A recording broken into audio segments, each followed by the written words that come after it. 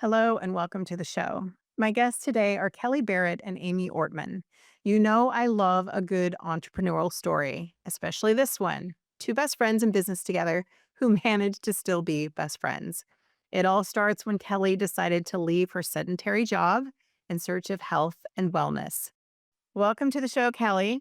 Hi, thanks for having me. Yeah, we'll be talking with your business partner, Amy, here in just a bit, but I wanted to start with you.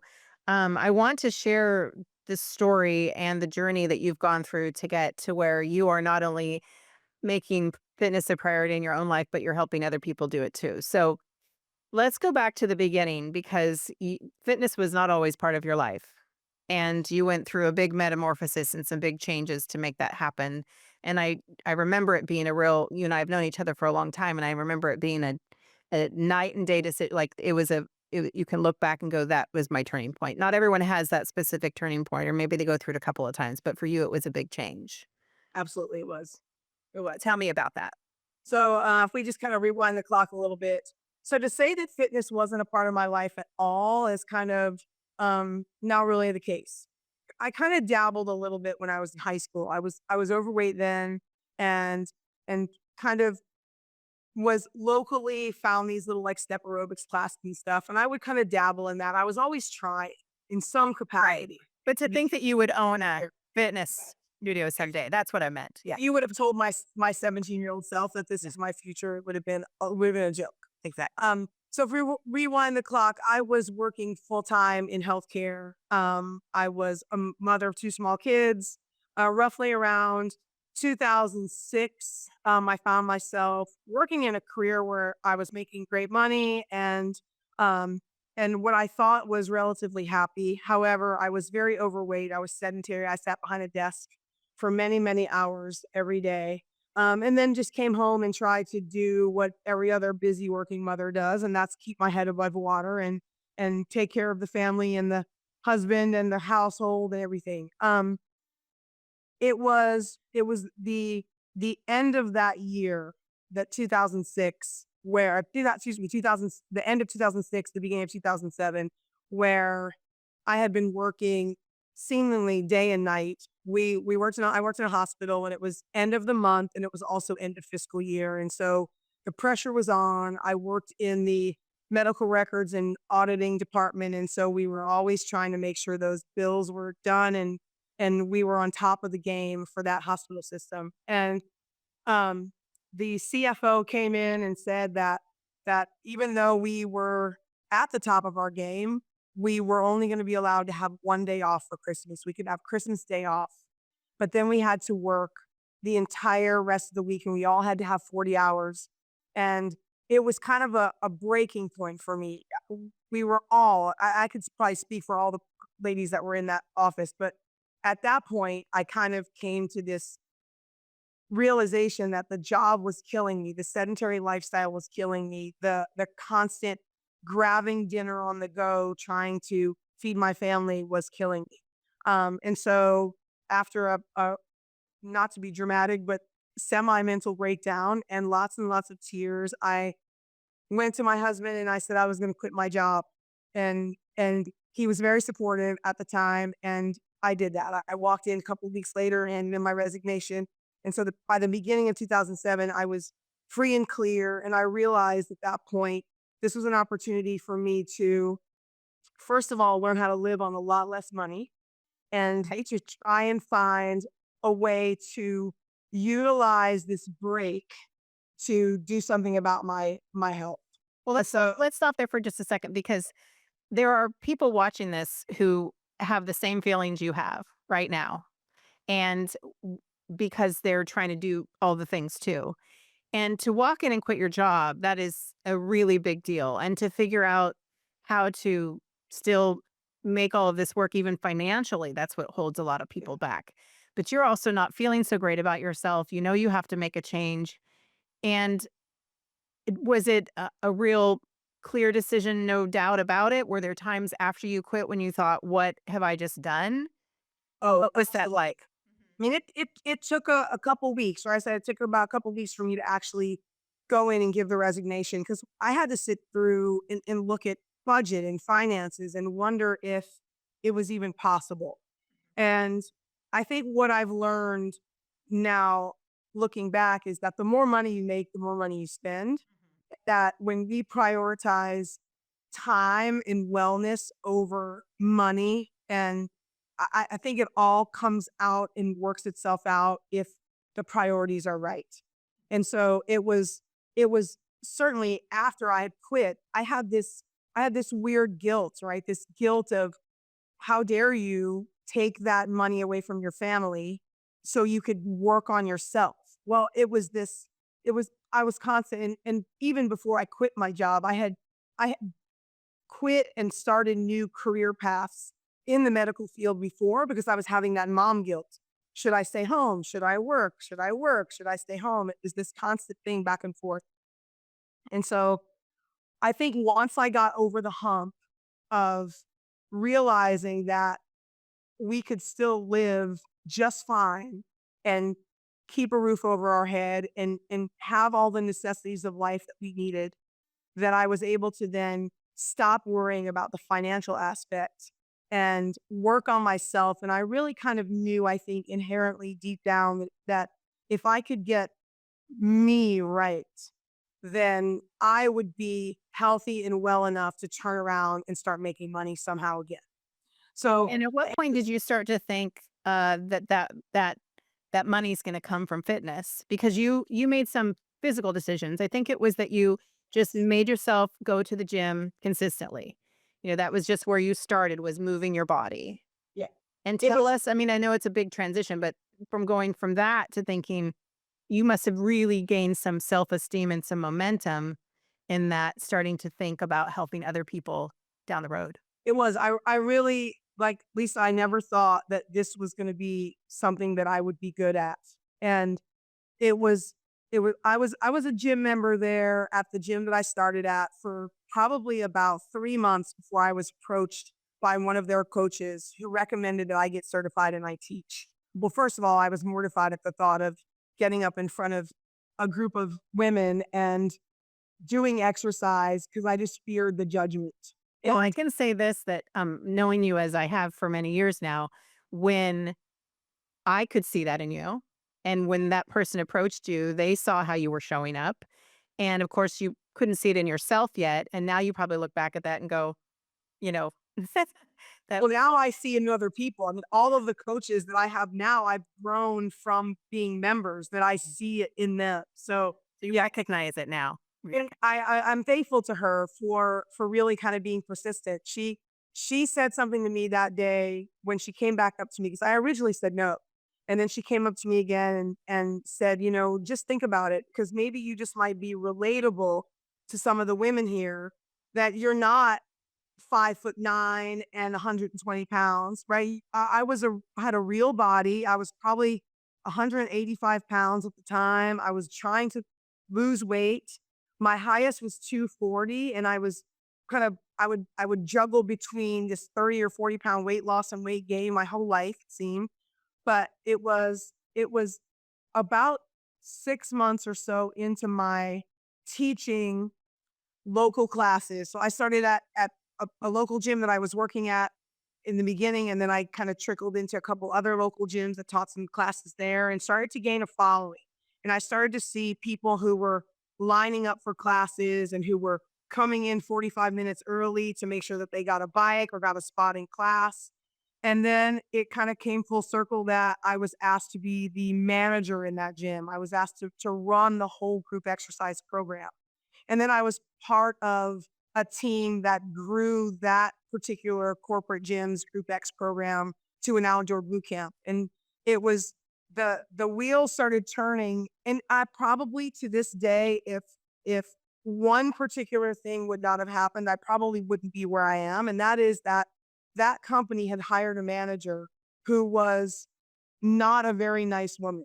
And she kind of made it her goal while she came into our gym to let everyone know there that she was better and bigger and badder than anybody in there.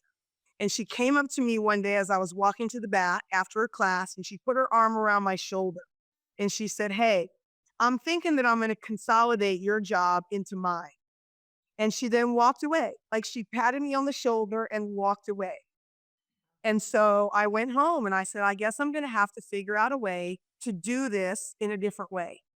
And it was that weekend or maybe the weekend after that I posted on social media and I said, hey, I'm going to do a boot camp in the park for whoever wants to join me. Like hush hush, put $5 in the bucket to cover my, my travel and whatever, my time, and let's see how this goes.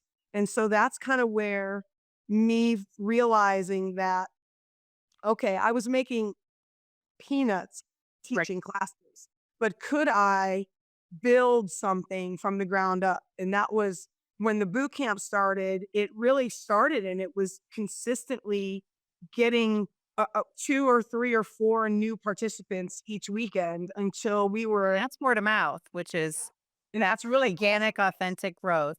I've been to your boot camp. yeah, And and it's a boot camp. yeah, It's work.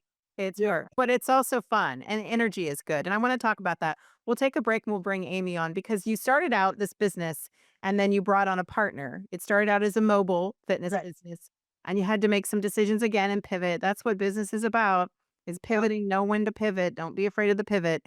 And it's gotten you where you are now. So let's take a break. We'll Okay. be back with you and with Amy and talk about how you guys came together to make this business work. We'll be back Okay. in just a moment.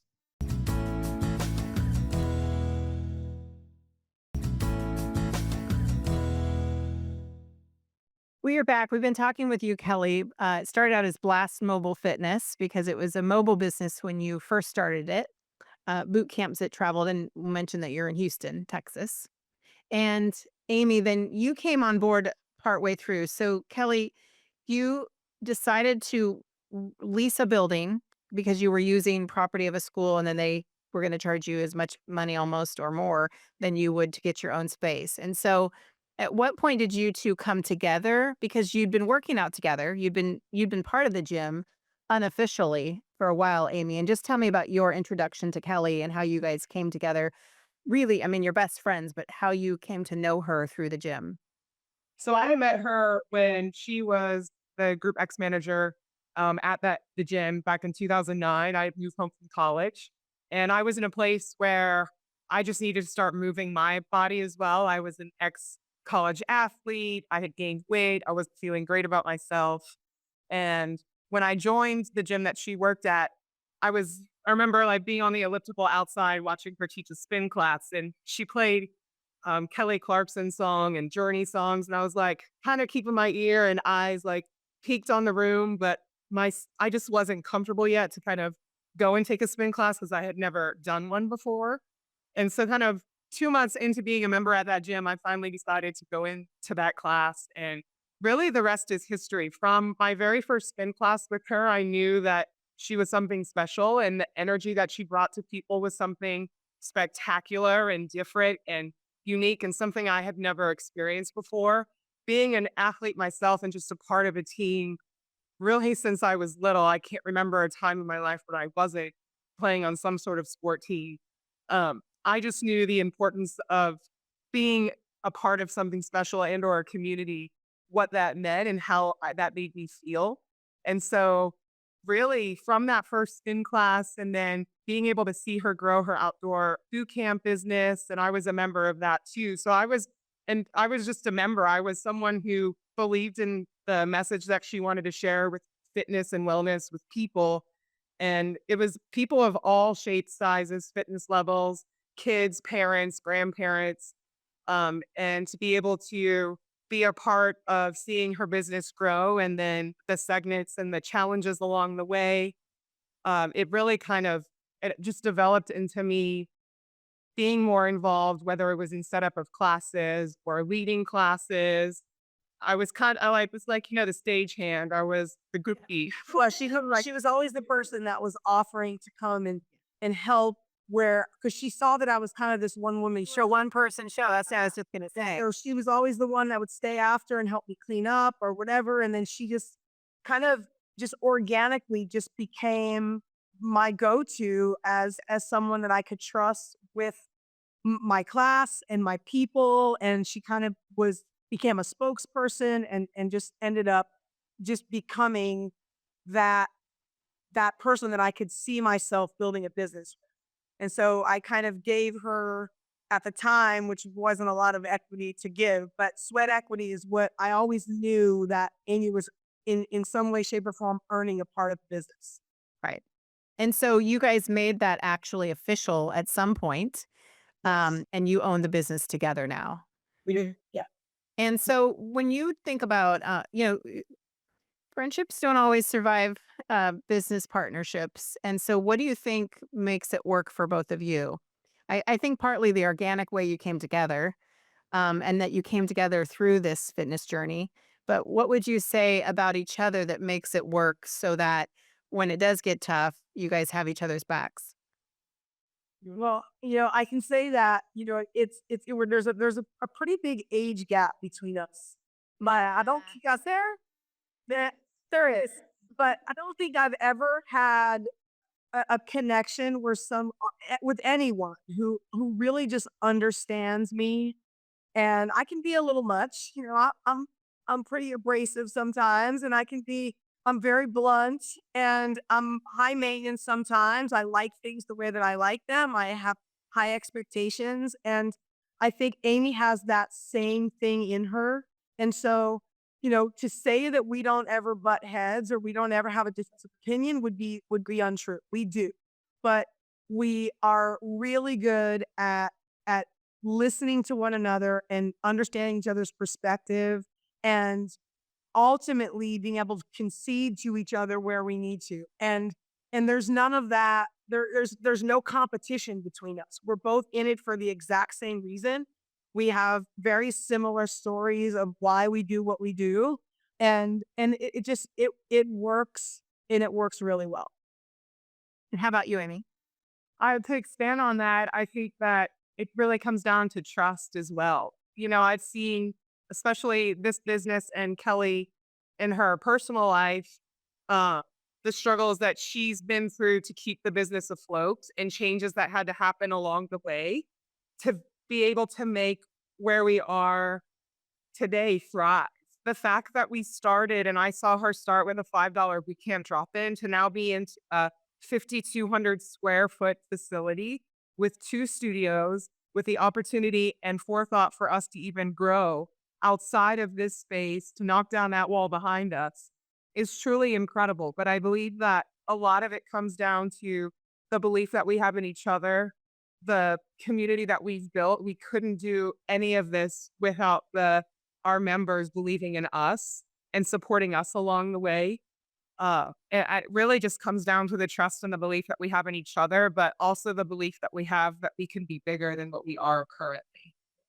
Let's take a break and I want to finish up and talk about the community because I follow you both on social media. I follow the gym on social media and I'm always impressed by, like you said, mothers, fathers, kids, grandparents.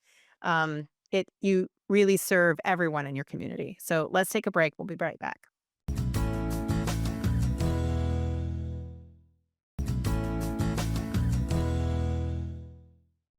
We are wrapping up and we were talking about your community, both of you, Kelli and Amy, that you've created with your gym in Houston.